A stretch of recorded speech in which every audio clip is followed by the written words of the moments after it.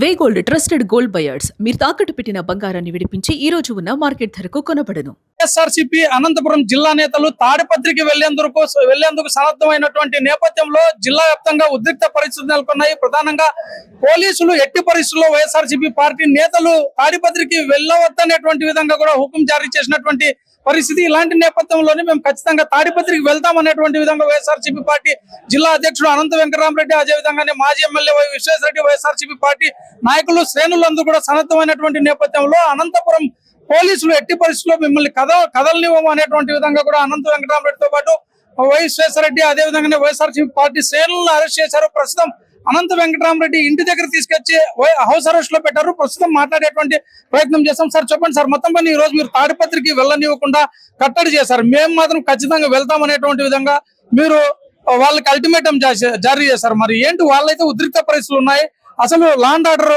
సమస్య తలెత్తేటువంటి ప్రమాదం ఉంది అంటున్నారు. మేము రాజకీయాల్లో 40-43 ఏళ్ళ నుంచి కూడా విద్యార్థి దశ నుంచి చాలా యాక్టివ్గా ఉన్నాం.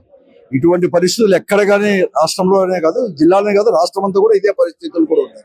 ఎక్కడికక్కడ కూడా అణిచేదే ప్రజాస్వామ్యం పేరట ఎన్నికయ్యి ప్రభుత్వం ఏర్పడిన తర్వాత చంద్రబాబు నాయుడు నాయకత్వంలో ఉండేది పోలీసు వారిని అడ్డం పెట్టుకొని ఈ రోజు అందరినీ కూడా అణిచివేసే కార్యక్రమం రాష్ట్రంలో జరుగుతుంది. అదేవిధంగా ఈ జిల్లాలో అంతగా జరుగుతుంది. మరీ ముఖ్యంగా కూడా చాలా తాడిపత్రి అసెంబ్లీ నియోజకవర్గంలో దారుణమైన పరిస్థితులు ఉన్నాయి. అక్కడ తెలుగుదేశం పార్టీ వారు లేకపోతే ప్రభాకర్ రెడ్డి గారు ఏది చెప్తే అదే వేదంగా కూడా వేధిస్తా ఉన్నారు. పోలీస్ అనేది లేదు, రెవెన్యూ వ్యవస్థ లేదు, అసలు ఏ వ్యవస్థ కూడా లేదు. ఒకే ఒక వ్యవస్థ, ఆయన ఏం చెప్తే అది పోలీసు వాళ్ళు నడుచుకునేది, దాన్ని ఆజ్ఞ ప్రకారం చేసేది. కేవలం దీని వెనుక కేవలం ఇది మాత్రమే కాదు, అక్కడ జరుగుతున్న అసాంఘికమైన కార్యక్రమాలకి, అంటే గంజాయి అమ్మకాలు కావచ్చు, లేకపోతే కార్డ్స్ ఆడేది కావచ్చు, లేకపోతే మట్కా, తర్వాత బెల్ట్ షాపులు అన్ని కూడా యథేచ్ఛగా, అంతకంటే కూడా ఇతర నియోజకవర్గాలతో పాటు తాడిపత్రి నియోజకవర్గంలో కూడా ఉన్నాయి.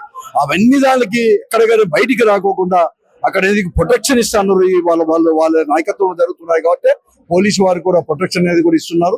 ఈ రోజు అక్కడ మా కార్యకర్తల పైన దాడి చేస్తే అనేక రకాలు కూడా చేసి ఈ రోజు జిల్లా వ్యాప్తంగా కూడా తాడిపత్రికి పోయి వైఎస్ఆర్ కాంగ్రెస్ పార్టీ అంతా కూడా గాంధీ దగ్గర నిరసన చెప్పాలి, దీక్ష చేయాలని చెప్పి చేస్తే ఎక్కడికక్కడ కూడా అణచివేసేది.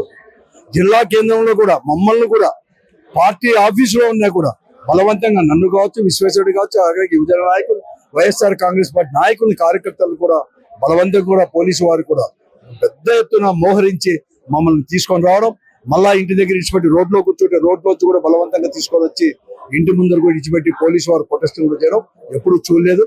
నేను హెచ్చరిస్తా ఉన్నాను ఈ రోజు ప్రభుత్వాన్ని కూడా, ఇటువంటి ఉంటే ఈ రోజు నేను అడుగుతా ఉన్నాను ఈ ప్రభుత్వాన్ని, చంద్రబాబు నాయుడు గారిని, మీ లీడర్ అక్కడ చెప్పేవారు తాడిపత్రులు ఏం చెప్తా ఉన్నాడు, మా పార్టీ సమన్వయకర్త ఎవరు ఉండాలి, పెద్దారెడ్డి తప్ప ఎవరైనా పెట్టమనింటారు, నీవెవరు అని చెప్పి అడిగేకి మా పార్టీ కార్యక్రమంలో మేము, మా జగన్ గారు లేకపోతే వైఎస్ఆర్ కాంగ్రెస్ పార్టీ అధినాయకత్వం నిర్ణయిస్తుంది ఎవరు సమన్వయకర్త, ఎవరు ఏముండాలి, మా పార్టీలో మేము నిర్ణయించుకుంటాం.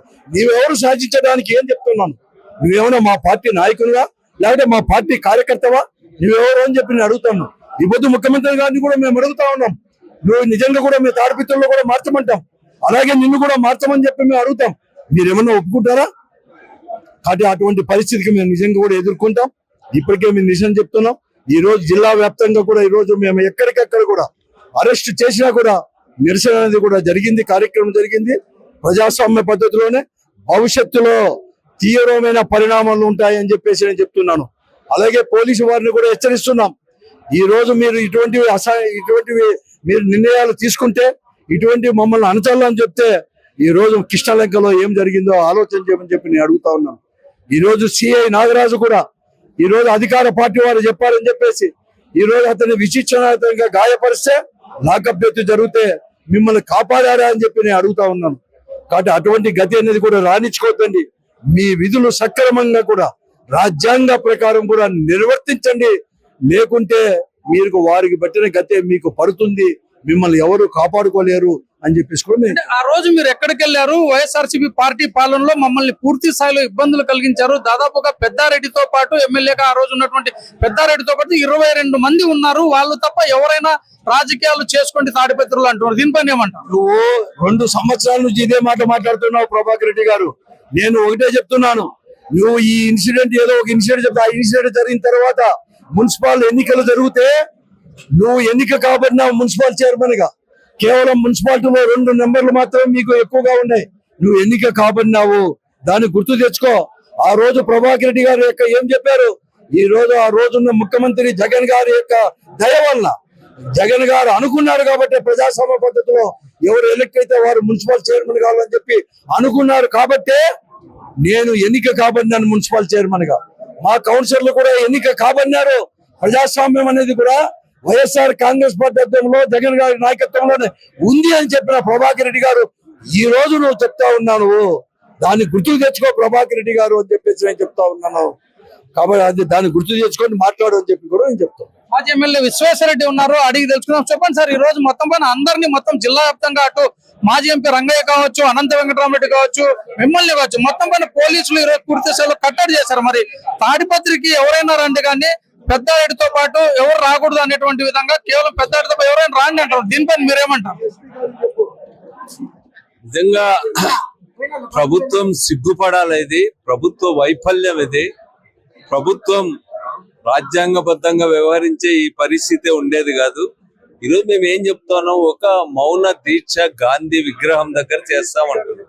గాంధీ విగ్రహం దగ్గర మౌన దీక్ష చేస్తామంటే వేల మంది పోలీసులు మోహరించి జిల్లాలో ఉన్న వైఎస్ఆర్సీపీ నాయకత్వాన్ని అంతా కూడా హౌస్ అరెస్ట్ చేసి ఈరోజు మమ్మల్ని పోనీయకుండా చేయడం అనేటువంటిది మీకు నిజంగా సిగ్గుపడాల. ఈ విషయంలో మేము ఇది ఇంతటితో ఆగదు.